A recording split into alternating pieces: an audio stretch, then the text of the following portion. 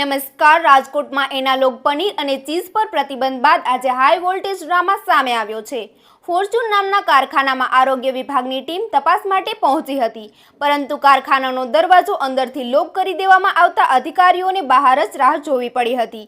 આરોગ્ય વિભાગ અધિકારીઓએ શંકા વ્યક્ત કરી છે કે કારખાનામાં પ્રતિબંધિત એનાલોગ પનીર, ચીઝ અથવા બટરનો જથ્થો હોઈ શકે છે. અધિકારીઓએ જરૂર પડશે તો પોલીસની મદદ લઈને તપાસ હાથ ધરવાની પણ તૈયારી દર્શાવી છે. પ્રતિબંધિત ડેરીનો ઉત્પાદન સામે આરોગ્ય વિભાગે કડક વલણ અપનાવતા સમગ્ર ઘટનાએ શહેરમાં ભારે ચર્ચા જગાવી છે.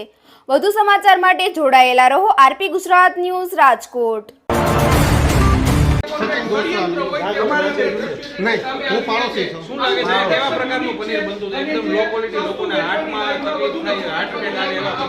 એ તો તમે જોઈ રહ્યા છો ને, અત્યારે કેન્સરના છે, દમના છે, ડાયાબિટીસના છે, એ કેસ વધતા જાય છે. અને એ કેસ 70 વર્ષની ઉપરના નહીં પણ 20 વર્ષની ઉપરના વધતા જાય છે. તો એનું કારણ શું છે કે ખાદ્ય પદાર્થ જે છે એ માર્કેટમાં નબળું આવી રહ્યું છે અને ગવર્મેન્ટ અધિકારીઓ પોતાના પેટ ભરતા જાય છે અને ગરીબ માણસોના પેટ છે એ બગાડતા જાય છે. આ પ્રતિબંધ મૂક્યો છે, પણ આ કેટલા દિવસ લગી પ્રતિબંધ મૂકશે? 13/8 થી ને શ્રાવણ મહિનો ચાલુ થાય છે, એટલે આ જ પ્રતિબંધ હું માનું ત્યાં લગી 13/8 છે ને પાછો પૂરો થઈ જશે. અને જી પનીરમાં પકડાઈ ગયેલા છે ને એ જ પોતાનું પેટ ખુલ્લું કરી અને ખુલ્લેઆમ વેચશે. અને એના કારણે વળી પાછી 7મ 8મના તહેવારોમાં ગરીબ માણસો ખાશે પનીરની ડીશો અને વળી પાછું આરોગ્ય તંત્ર પાછું દોડતું થશે. પણ એ દોડતું થશે એ પહેલાં ઘણા બધા લોકો બીમાર થઈ જશે અને કઈ પ્રકારની ભયંકર બીમારી થશે ને એ આપણે સિવિલ હોસ્પિટલમાં શ્રાવણ મહિનો પૂરો થશે ને ત્યારે રૂબરૂ જોશું. આરોગ્ય અધિકારીઓ રૂપિયા ખાઈને આ બધું ચાલવા દે છે એવું લાગે છે તમને? બધા પોતપોતાની જગ્યાએ કંઈક ને કંઈક પ્રોબ્લેમ હોય છે. કોઈને કાર્યવાહી કરવી હોય છે તો ઉપલા અધિકારીઓના હિસાબે નથી કરી શકતા. ઉપલા અધિકારીઓને કાર્યવાહી કરવી હોય છે તો એ ગાંધીનગરના હિસાબે નથી કરી શકતા, અને ગાંધીનગરની જો કાર્યવાહી કરવી હોય છે તો એ કેન્દ્રના હિસાબે નથી કરી શકતા. ભ્રષ્ટાચાર ઉપરથી નથી. અહીંયા પનીર તો બનતું જ નથી, કારણ કે એવી કોઈ પ્રોસેસ છે જ નહીં. અત્યારે જે 25 તારીખે કારખાનું સીલ કર્યું હતું, પનીર માટે મને કાંઈ માહિતી એનો બહાર ગામ આપી દો. અને કાકા, જે રીતે પનીરની વાત છે તો એનાલોગ પનીરથી શું નુકસાન થાય છે? કારણ કે રાજ્ય સરકારે પ્રતિબંધ કર્યો છે. એની વિશે મને કોઈ પ્રકારની માહિતી નથી. પનીર એટલે શું એ પેલા તો ખબર નથી, કારણ કે એમાં આવે ડુપ્લિકેટ આવે ને ઓરિજિનલ આવે એની મને જાણકારી નથી, કારણ કે અમે પનીર ખાતા નથી. અહીંયા પનીર બનાવો છો? ના, પનીર અહીં બનતું જ નથી. પેલા બનાવતા ક્યારે? હું અહીંયા આવ્યો 6 મહિના થયા. ભગવાન, 6 મહિના પહેલા મને કોઈ પ્રકારની માહિતી નથી. 6 મહિના પહેલા હું બીજે જોબ પટાણું ખીરું બનાવું. એના માટે તો માલિકને મળો, કારણ કે એની પાસે માહિતી હોય. એ મને કઈ કહે નહીં, એ માલિક છે. કારણ કે કોર્પોરેશન વાળા અમને માહિતી છે કે અહીંયા આવ્યા હતા ચેક કરવા, ત્યારે તમે હતા? હું હતો, પણ પછી બીજે દિવસે હું રજા ઉપર ગયો હતો. ત્યારે મને એમ કીધું ત્યારે પનીર હતું, ત્યારે ખબર નહીં મને કઈ. એ તો કહું છું, કારણ કે પનીરનું ડિપાર્ટમેન્ટ આખું અલગ છે. હું ખીરું બનાવું.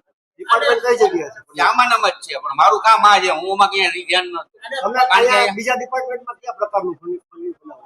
બીજા પનીર બનતું જ નથી ભાઈ. ભગવાન, પનીર અહીંયા બનતું જ નથી. 6 મહિના પહેલા પનીર તૈયાર લઈ આવેલું ભગવાન, 6 મહિનાથી હું અહીંયા આવ્યો છું. 6 મહિના પહેલા કહો છો કે અહીંયા પનીર જ નથી, અને હવે કહો છો બીજા ડિપાર્ટમેન્ટમાં બને છે.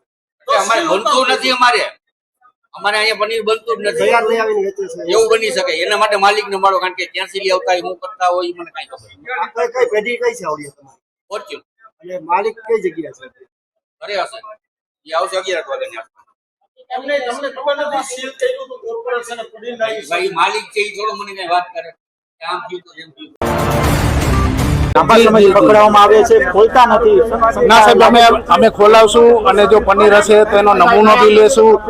અનહાઇજીનિક કઈ છે તો ફરીથી અમે સીલ કરશું, ફરીથી અમે દંડ કરશું.